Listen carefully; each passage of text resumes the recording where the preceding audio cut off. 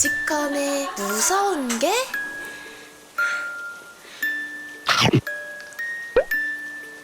지대주가 무서운 게? 지대주가 미친 거 아니야? 와, 이 레전드 햄치즈가 또 글을 썼다. 꿈속 손님 대접을 썼던 햄치즈입니다. 전 예지몽 중 지인의 죽음을 예지하는 꿈을 꾸는 경우가 많은데 기억에 남는 꿈 이야기를 쓰려고 합니다. 꿈에 친구 B와 함께 길을 걷다 시장 같은 골목에 들어섰어요. 그 골목엔 여러 가게가 있었지만 눈에 띄는 한 옷가게가 있더군요. 친구는 저 가게에 가야겠다고 했고 저희는 망설임 없이 그 옷가게로 들어갔습니다. 근데 그 옷가게는 너무 이상한 게 옷의 장르가 너무 다양했다는 겁니다. 원래 옷가게 같은 경우엔 여성복, 아동복 등 한 가지 정해놓고 그에 맞춰 옷을 들여놓잖아요. 근데 이곳은 우리가 편히 입는 옷뿐만 아니라 다양한 드레스나 양복, 제복, 한복, 정통복, 많은 옷과 신발, 액세서리들이 있었습니다. 그리고 또 하나 이상한 것, 손님들이 옷을 고르는 것이 아니라 가게에 들어가 주인 할머니 같은 분에게 우리 아들 옷 사러 왔어요, 저희 엄마 옷 사러 왔어요, 제 옷 사러 왔어요 하고 말을 하면 할머니께서 옷이나 액세서리, 신발 등을 하나씩 주시는데 딸랑 옷만 주기도 하고 여러 재질의 상자, 가방, 봉투 등 다양한 포장으로 주는데 손님들은 이런 방구 반발도 없이 주는 물건 그대로 가져간다는 겁니다. B도 할머니께 다가가 저희 아빠 옷 사러 왔어요 하고 말을 하자 할머니께서 까만 오칠을 한 나무 상자에 담긴 곱게 접힌 옷이옷을 주시는 겁니다.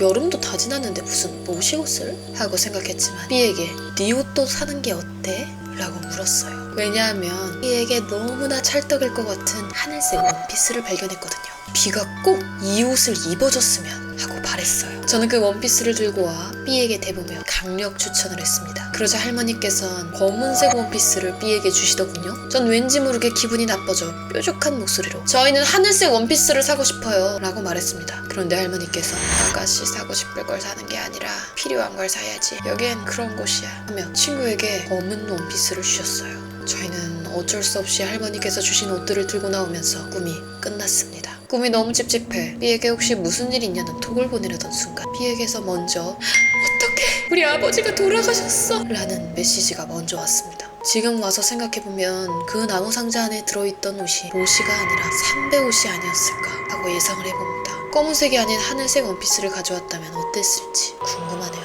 역시 글을 잘 쓰셔. 어쩜 이런 일은 다 이분에게만 들이닥치는 거지? 이 이야기는 제가 중학교 3학년 때 겪었던 일입니다. 저는 중학교 3학년 때 정말 심적으로 힘든 시간을 보냈었어요. 부모님은 제 초등학교 졸업 직전 이혼하셨고 어머니를 따라 이사하며 타지의 중학교에서 학교 생활을 하게 되었는데 거기서도 왕따를 당했거든요. 저희 학교는 선별적인 무상급식을 시행하고 있었어요. 다른 아이들 모르게 한다고 말하지만 그게 어떻게 가능하겠어요? 제 밥을 빼앗아 가거나 가난해서 좋겠다는 둥 먹는 앞에서 비아냥거리기도 했습니다. 급식비 지원을 받는다는 사실만으로 저는 반에서 가난하고 불쌍한 누군가에게는 괴롭힘의 대상이 되어버렸어요. 얼룩이 묻거나 찌그러진 수저파는 항상 저의 몫이었어요. 그 급식판에 밥을 매일매일 먹으면서 점점 스스로 당해도 마땅하고 어쩔 수 없는 일로 받아들이게 되더라고요. 일주일에 한 번 그 애들이 학원에 가지 않는 오프, 저는 항상 외진 폐 농가에 끌려가 그 애들의 스트레스 풀이 대상이 되어야 했어요. 어머니께서는 늦게 들어오기 때문에 조심하면 들킬 일은 없었어요. 저희 지역엔 큰 농가가 하나 있었는데 구제역으로 인해 가축을 생매장한 부분의 지하수에서 핏물이 섞여 나온다는 이야기가 있었어요. 구제역 발병이 잦아지면서 끔찍한 괴담도 돌았던 걸로 기억해요. 이런저런 소문 때문에 사람들도 잘 찾지 않아서 보는 눈 없이 한 사람을 괴롭히기에는 딱 좋은 곳이었을 거예요. 어느 날 그들은 그 괴담을 확인하고 싶었는지 가축의 시체에서 나오는 가스를 빼기 위해 꽂혀있는 파이프관에 귀를 대어보고 무슨 소리가 들리는지 알아오면 널 괴롭히지 않겠다고 하는 것이었어요. 이건 저에게 기회라고 생각했어요. 지긋지긋한 이 폭력에서 벗어날 수 있는 기회 말이에요. 저는 망설임 없이 농가에 들어갔어요. 해가 질 때쯤이라 빛이 많이 들어오지 않아서 저는 벽을 손으로 짚으며 조심스럽게 한 발 한 발 내딛었어요.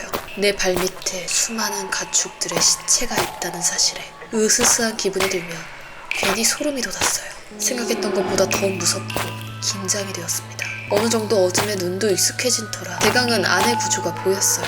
빨리 뛰어가서 귀만 대보고 나오자. 그렇게 생각하고 전 달리기 시작했어요. 끝쪽에 관의 입구가 박혀 땅 위로 튀어나와 있는 것이 보였어요. 여기저기 관이 대여섯 개 있더라고요. 그 중에 하나만 파란색으로 색이 있길래 그냥 눈에 띄는 그 관으로 달려갔어요. 저는 무릎을 꿇고 관에 귀를 대기 전에 눈을 잠시 감고 오른쪽으로 고개를 돌려 귀를 대었어요. 아무 소리도 들리지 않았어요. 에이, 그러면 그렇지. 긴장했던 게 무색해지는 순간이었죠. 그때 땅이 울렸어요.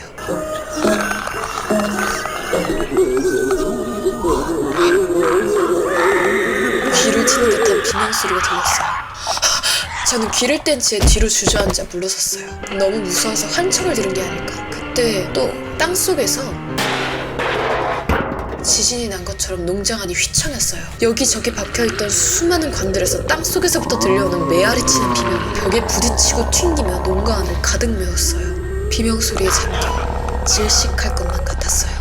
숨이 들이마셔지긴 하는데 내쉬어지지가 않았어요. 숨이 막혀 죽을 것 같았어요. 너무 두려우면 사람이 얼어붙어서 발도 제대로 움직이지 않는다는 걸 그때 처음 느꼈어요. 숨도 안 쉬어지는 것 같고 머리는 소리 때문에 계속 징징 울리고 계속 그 비명은 커지는 것 같았어요. 도망쳐야 한다는 걸 아는데 몸이 말을 듣질 않았어요. 사람의 비명소리가 아니라 동물이 죽어가면 내는 그런 끔찍하고 고통스러운 흙이 입과 코에 들어가면 내는 퍽퍽한 소리인데 지금까지도 그런 소리는 들어본 적이 없어요. 땅의 움직임과 흔들림과 함께 그 관에선 울컥울컥 핏물이 솟아올랐어요. 그 피는 점점 늘어나 제 신발에 닿았고 점점 저에게 다가오는 것 같았습니다. 그 피를 피해 움직여지지 않는 다리로 뒷걸음질을 치다가 사람의 소리를 언뜻 들은 것 같았습니다. 눈물이 가득한 눈으로 반대편에 흐릿하게 사람처럼 보이는 형체를 확인했습니다. 사람이 있다.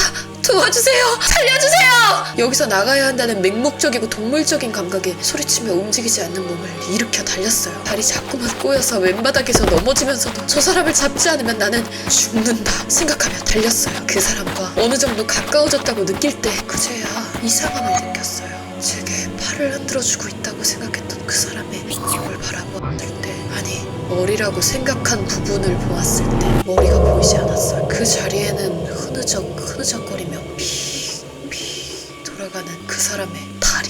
그 사람은 물구나무로 서고 있었던 것이었어요.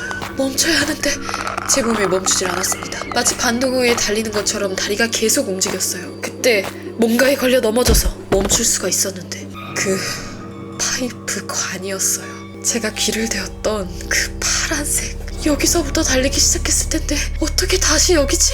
그런 이상함을 느낄 새도 없이 고개를 들어 그 물구나무를 선 사람을 쳐다보는데 물구나무를 섰으면 머리도 거꾸로 되어 있어야 하잖아요. 그런데 머리는 똑바로 되어 저를 바라보고 있었어요. 그 상태로 제게 빠르게 달려왔어요. 다리는 이상하게 뱅글뱅글 돌았고 동물들의 비명을 지르며 달려왔습니다. 저는 뭔가 생각할 새도 없이 제가 들어왔던 입구 쪽으로 뛰었어요. 발이 계속 꼬였지만 넘어지면 죽는 거라는 생각으로 필사적으로 뛰었어요. 뒤에서는 계속 흙바닥을 손바닥으로 짚는 소리, 핏물이 쏟아지는 소리들이 들려왔어요. 그 입구에 도착해서 밖으로 뛰어나가는데 저를 괴롭히던 애들의 실루엣이 보였어요. 저는 그들을 보자마자 기절한 것 같아요. 그 애들은 물구나무를 선 채 저를 보고 있었거든요. 막 뛰쳐나가자마자 눈높이에 운동화 6개부터 보였어요. 그리고 그들의 얼굴은 아까 안에서 본 그 물구나무, 그 사람처럼 머리가 깨지고 검은자에서 핏물이 나오고 있는 그런 모습이었어요. 누가 병원에 데려간 건지 처치대에서 눈을 떴습니다. 몸에 별다른 이상은 없었고 갑작스런 스트레스 때문이라고 하더라고요. 하지만 이 사건으로 어머니께서도 모든 사건의 전말을 알게 되시고 말았어요. 왜 그걸 네가 다 책임지려 하냐? 이러려고 널 데려온 게 아닌데. 한탄하듯 눈물을 토하는 것 같이 그렇게 저를 껴안고 몇 분을 통곡을 하셨어요.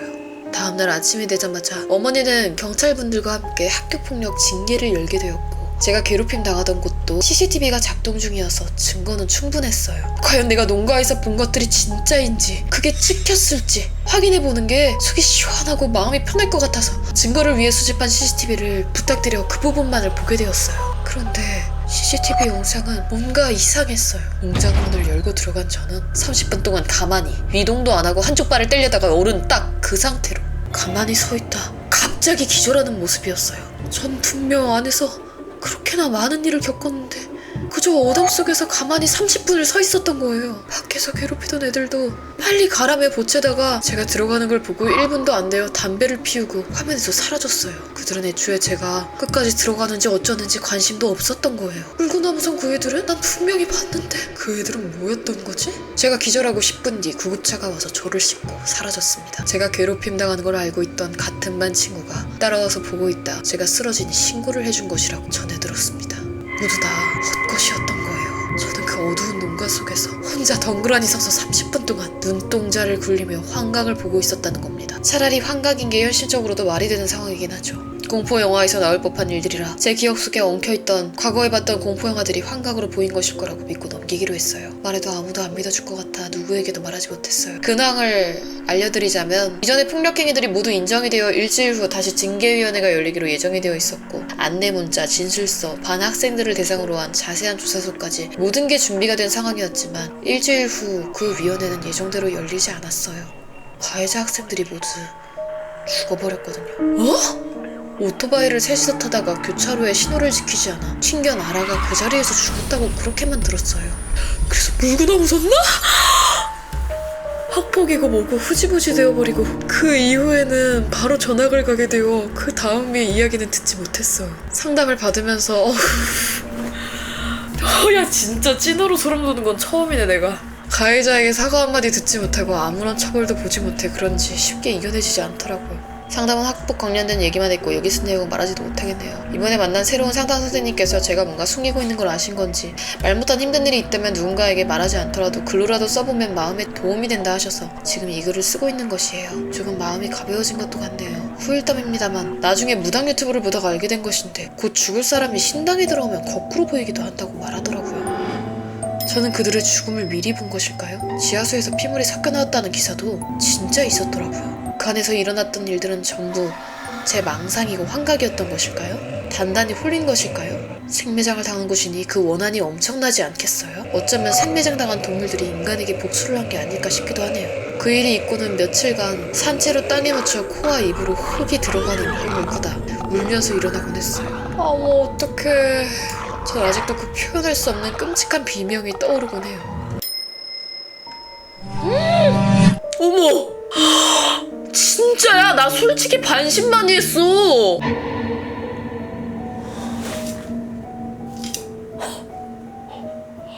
미친 거 아니야? 무서운 게 지대조화 최초로 진짜 이렇게 확실한 사진을 처음 본 사람은 처음이야. 야, 샷다 내려. 이거는 진짜 다른 썰을 같이 넣을 수가 없어. 못 읽겠다. 와. 아니 실제 사진이 있으니까 진짜 돌겠다. 와. 진짜 미치겠다, 무서운데 진짜. 너무 안타까워서 눈물 나. 그니까 너무 안타까워. 아 진짜 이 모습 여기서도 쬐까만 메고 있는 것 같은데 이 뒷모습이 저 CCTV에서 모습이랑 겹쳐 보여. 어떡해. 지금 방송한 사람인데 지금 여운이 안 가셔가지고 다른 걸 못 읽겠어 지금. 진짜 이거 어떡하냐. 와.